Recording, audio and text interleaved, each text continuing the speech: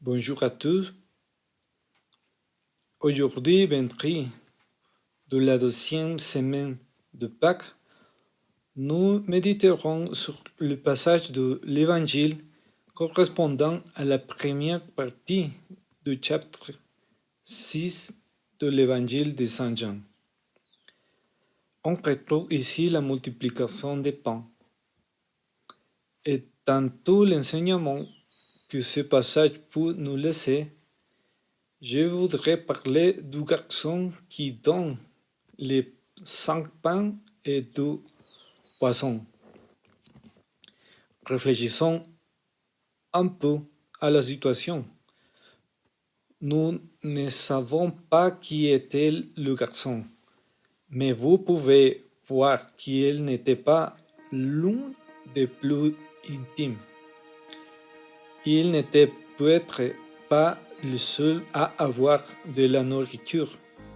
Il y avait peut-être des gens qui avaient quelque chose à manger. C'est-à-dire que d'autres auraient aussi pu donner pour qu'il soit distribué. Mais il se peut qu'ils n'étaient pas attentifs ou qu'ils pensaient qu'à eux-mêmes. Alors, regardons l'attitude du garçon. Il est attentif au désir du cœur du Seigneur. Il écoute qu'il a besoin de donner à manger et donne tout ce qu'il a. Il a sûrement vu que ce n'était presque rien pour les besoins. Mais ému par le désir de manger, mais ému par le désir de Jésus, il donne tout. Il est touché pour l'amour qui l'appelle, parce qu'il ne savait pas qui était Jésus. Et bien qu'il ne comprenne pas beaucoup de choses, il faut un acte de confiance et il donne tout ce qu'il avait au Seigneur. Et Jésus fait un grand miracle avec ce que ce garçon lui a donné.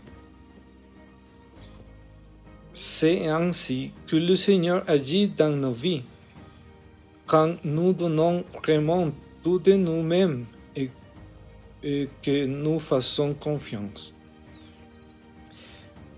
Que nous ne restons pas dans les choses humaines ou l'égoïsme.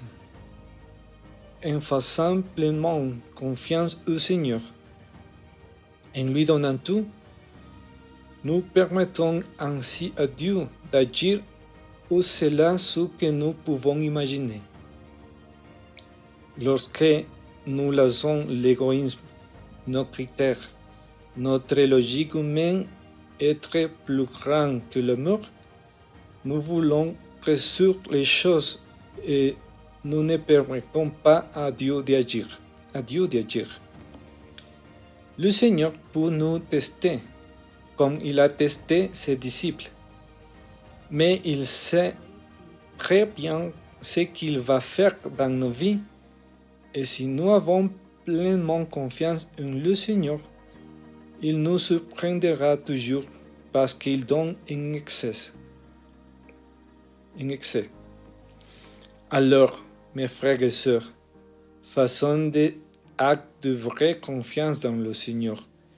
Nous sommes à une époque où les choses sont de plus en plus incertaines. Il y a de moins en moins d'assurance, humainement parlant. Comme dans le passage, le Seigneur s'occupe de la nourriture matérielle de cette foule. Le Seigneur connaît nos besoins avant même de le dire. C'est pourquoi nous lui faisons confiance de tout notre cœur. Nous donnons tout de nous-mêmes, même si cela peut sembler peu, et nous verrons comment les grâces du Seigneur non seulement nous atteignent et nous dépassent, mais aussi pour beaucoup d'autres. Souvenons-nous également que cette grâce n'est jamais gaspillée,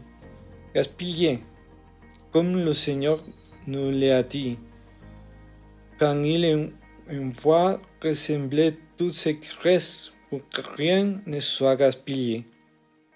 Ainsi, toutes les grâces que nous pouvons avoir de Dieu, grâce à notre confiance, atteindra des gens auxquels nous ne pensons même pas.